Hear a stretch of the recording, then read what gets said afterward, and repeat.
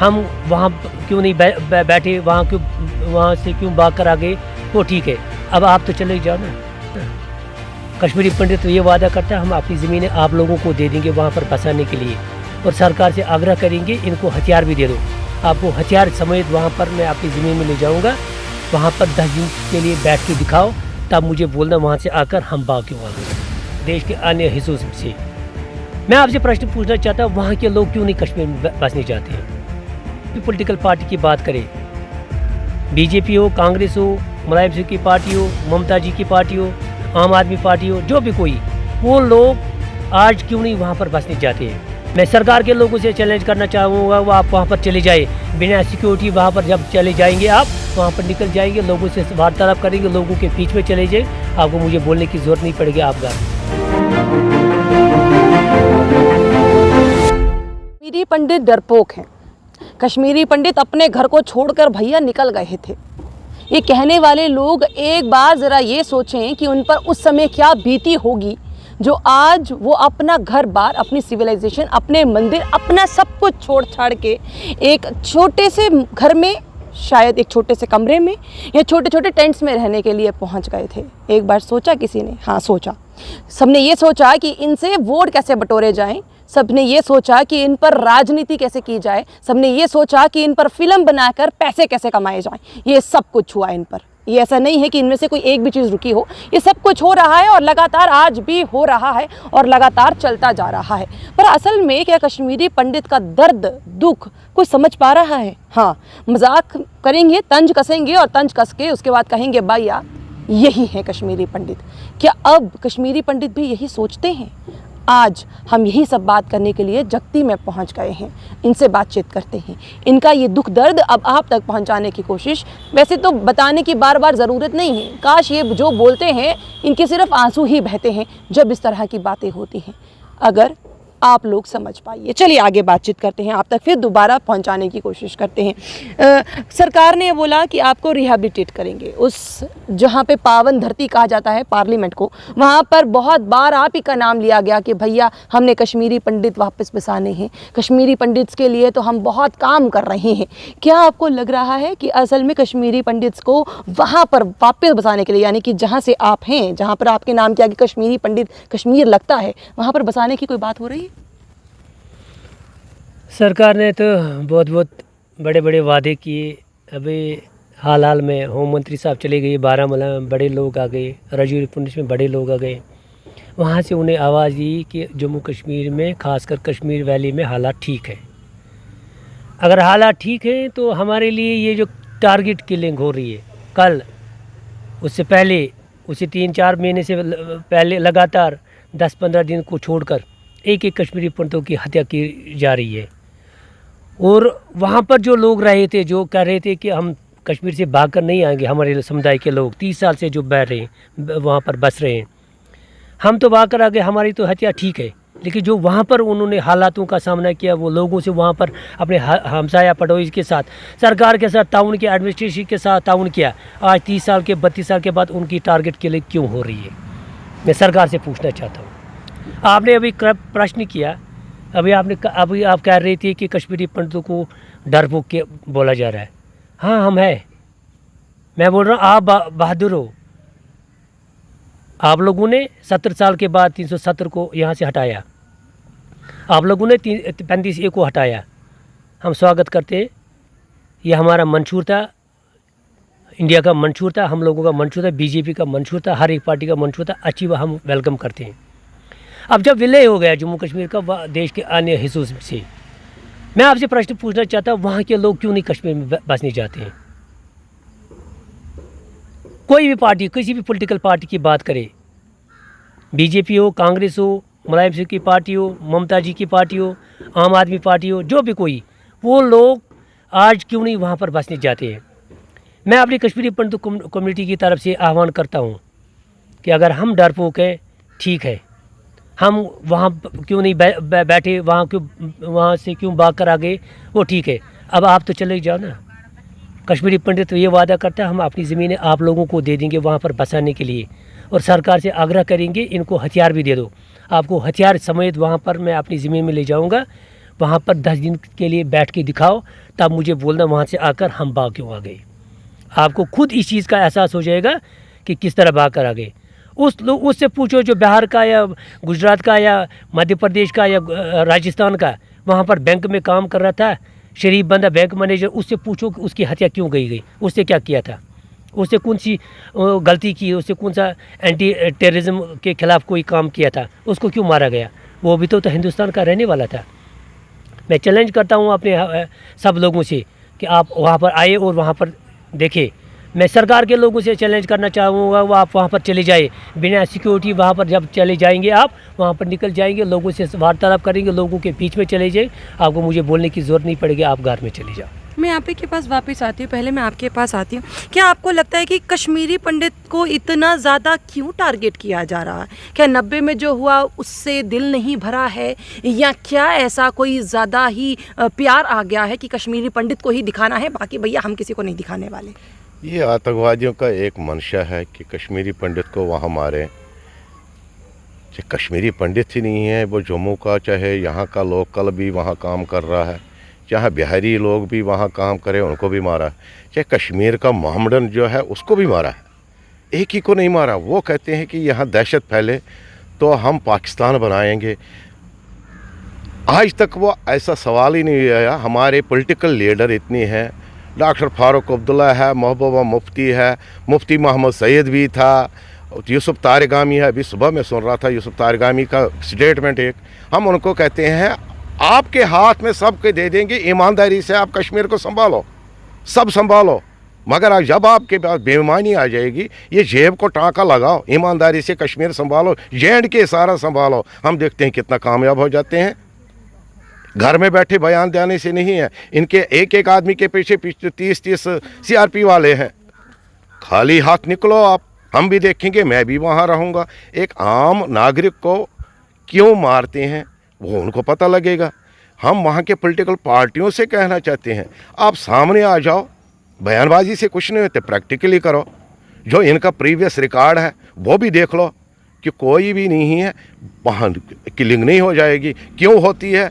जब तक मैं आपका साथ नहीं दूंगा आप अकेले कुछ नहीं करेंगे।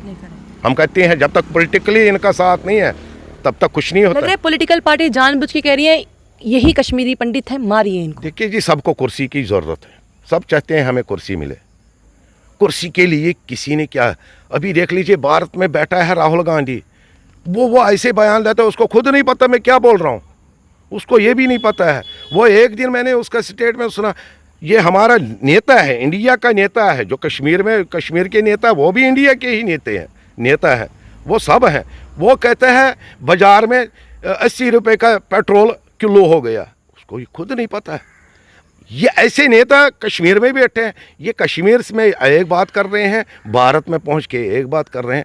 बात वो आदमी है जो ईमानदारी से काम करे, सब लोग उसके पीछे पीछे फिरेंगे। टीका लगाने से कुछ नहीं होता है, ईमानदारी से ईमान आप काम करें, सब लोग आपके साथ, सारा हिंदुस्तानी के साथ चलेगा, कोई किलिंग नहीं हो जाएगी। ये इनका काम है, पॉलिटिकल पार्टियों का किलिंग रोकनी है, और ये भारत गवर्नमेंट ऑफ इंडिया का काम नहीं है। गवर्नमेंट ऑफ इंडिया इनको साथ देगी। कश्मीर के पॉलिटिकल लीडरों का काम है, जब तक वो इसको नहीं रोकेंगे तब तक गवर्नमेंट ऑफ इंडिया फेल है। यानी कि गवर्नमेंट, जो हमारी यहाँ की गवर्नमेंट रही, यहाँ कश्मीर के को जो लीडरान रहे, उन्होंने खुद कहा कि भैया चलिए ठीक है, जो हो रहा है होने दीजिए, हमारा तो सियासत चल रहा है। क्या असल में उनके ही द्वारा ये सब हो रहा है? देखिए, ये political conspiracy, deep rooted conspiracy है कश्मीरी पंडितों के लिए। हमारे जो पॉलिटिकल क्लास में जो चाहे MLA रहा होगा, चाहे मंत्री रहा होगा, चाहे MLC रहा होगा कश्मीरियों के, आप उनको देखो उन्होंने कितनी एनकरेजमेंट की कश्मीरी पंडितों के लिए। और कश्मीरी पंडितों की ज़मीनें बहुत सारे ऐसे जो पॉलिटिशियन हैं उन्होंने एनकरेज की। वो चाहेगा कि कश्मीरी पंडित वहाँ पर आए जाए। ये जो बात है, जो इसको बॉयल करते रहना, ये देखना चाहते हैं ये पॉलिटिकल, इनकी रोटियां कैसे बना पाएंगे? इसका मतलब सिर्फ यही है कश्मीरी पंडित को वापस नहीं देना, क्योंकि जो उनकी ज़मीनें हैं वो वापस देनी पड़ेंगी। बिल्कुल बिल्कुल, ये तो है, ये तो कॉन्स्पिरेसी है। मैं तो आपको मानता हूँ, जो आप किसी की ज़मीन 30 साल से लगा रहे हैं, उस पर आपको फ़ायदा आ रहा है, आप कैसे चाहोगे कि आप मुझे आने दोगे घर में? ऐसा कभी नहीं। ये बहुत सारे एस्पेक्ट्स है जो हमने सरकार को कश्मीरी पंडितों के साथ बैठकर, मैं फिर रिपीट करूँगा, बैठकर जब तक न कश्मीरी पंडित उसमें इन्वॉल्व हो जाएंगे, डायलॉग में इन्वॉल्व हो जाएंगे। अभी जब सरकार कहते हैं कि हम कश्मीर पर बातचीत करेंगे, हर एक पार्टी को बुलाते हो, चाहे पॉलिटिकल पार्टी चाहे सोशल पार्टी, कश्मीरी पंडितों को बुलाते नहीं। कश्मीरी पंडित रियल स्टेक होल्डर है इस प्रॉब्लम का।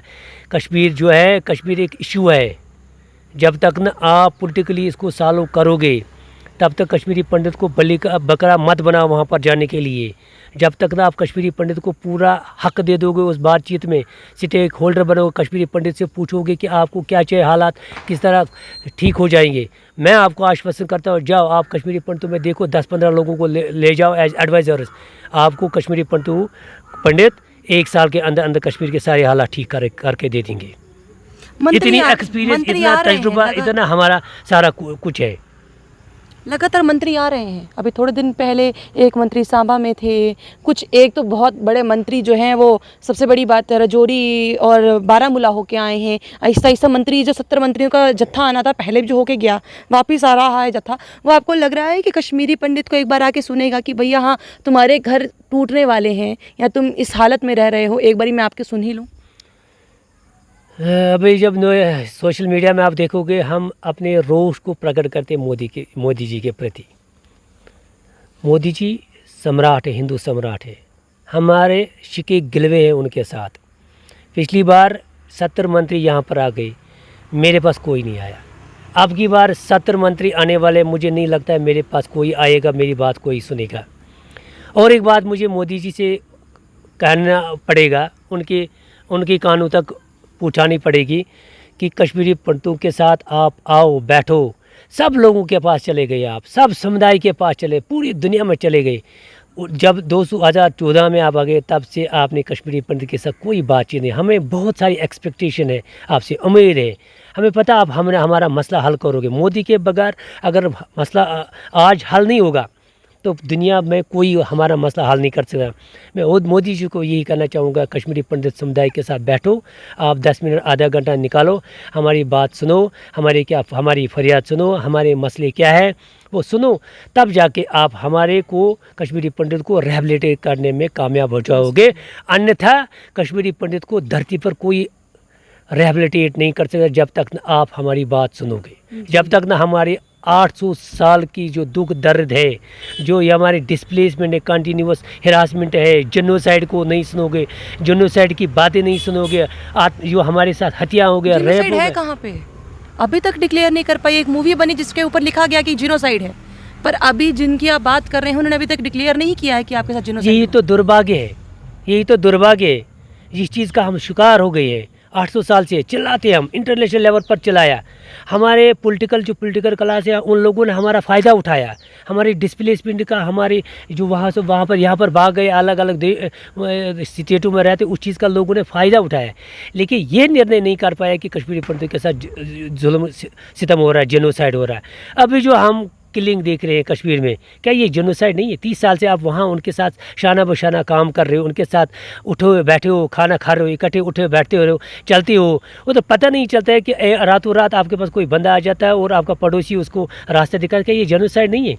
30 साल के बाद भी आप वहाँ से भाग कर आ गए, तो गवर्नमेंट कैसे क्लेम करेगी जो 30 साल पहले यहाँ पर आ गए, वहाँ पर उनको रिहैबिलिटेट करें? पहले तो उनको सुरक्षा दे दो ना, पहले उनकी नौकरी के लिए उनकी रिहैबिलिटेशन की बात करो। जो वहाँ पर बैठे हैं 30 साल से, चाहे वो मुट्ठी भर के लोग हैं, वो जब सुरक्षित नहीं है, उनको जब डर है, मन में डर है, वो जब अच्छी तरह खाना नहीं खा रहे हैं, वो जब हमेशा डर के माहौल में रहते हैं, जब आप उन मुट्ठी भर लोगों को सुरक्षा नहीं दे रहे, ये रिहैबिलिटेट नहीं कर रहे हो, उनकी नौकरी की बात नहीं कर रहे हो, उनको खाने पीने की बात नहीं कर रहे हो, उनको सुरक्षा देने में फेल हो गई हो, तो आप कैसे इतने बड़े समुदाय को 3-4 लाख लोगों को सुरक्षा करोगे?